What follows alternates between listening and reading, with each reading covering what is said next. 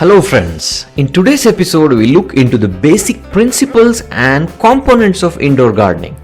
The first and the foremost factor is moisture.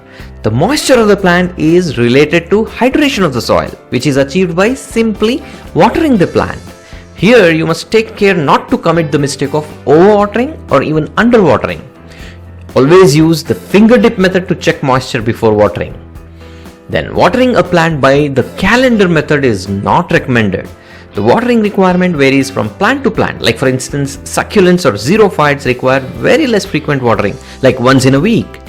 Then the second factor is light. This is a major factor required for plant photosynthesis.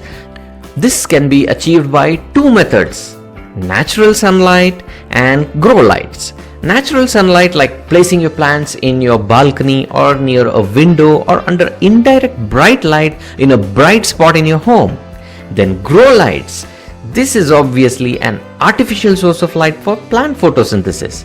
These plant grow lights are actually substitutes for sunlight, and present day technology provides great quality LED grow lights emitting the electromagnetic spectrum appropriate for photosynthesis. You can grow any plant including vegetables and even flowering and fruiting plants under LED grow lights. We'll discuss this in another detailed episode on grow lights, like choosing the right intensity, right bulb, right color, and so on. Then the third factor is soil, that is the growing medium. For house plants to thrive successfully indoors, special care needs to be taken of the kind of soil they're planted in.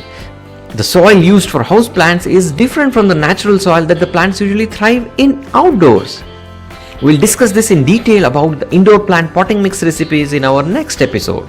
Then the fourth factor is fertilizers. Natural outdoor grown plants receive nutrients from the ground soil. However, potted plants have to be fed regularly to meet the plant requirements and sustain the growth and yield.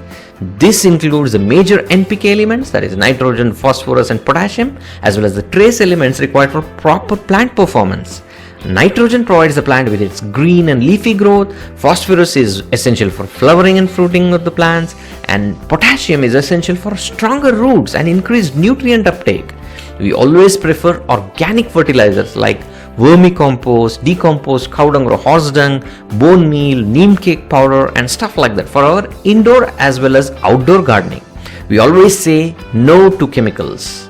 Then the fifth factor is the containers. Choosing the right container for indoor gardening is not so much important except using the right size for a particular plant. You can use plastic, cement, ceramic or even wooden containers for indoor planting. Plastic is commonly used as it is relatively cheaper and even lightweight.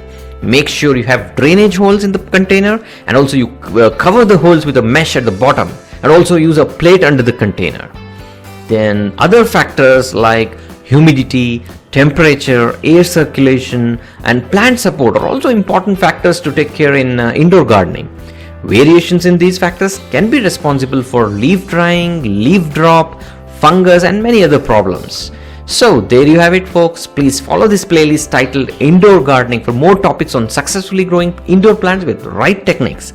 Please like, share and comment below with your feedback. Consider subscribing if you're new to the channel. Happy gardening.